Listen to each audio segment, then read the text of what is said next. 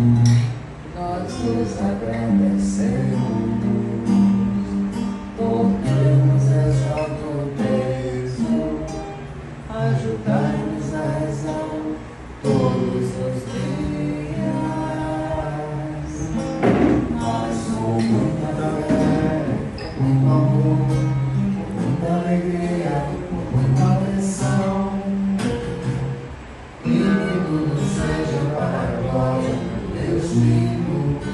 e crescimento da devoção em vós, ó Mãe,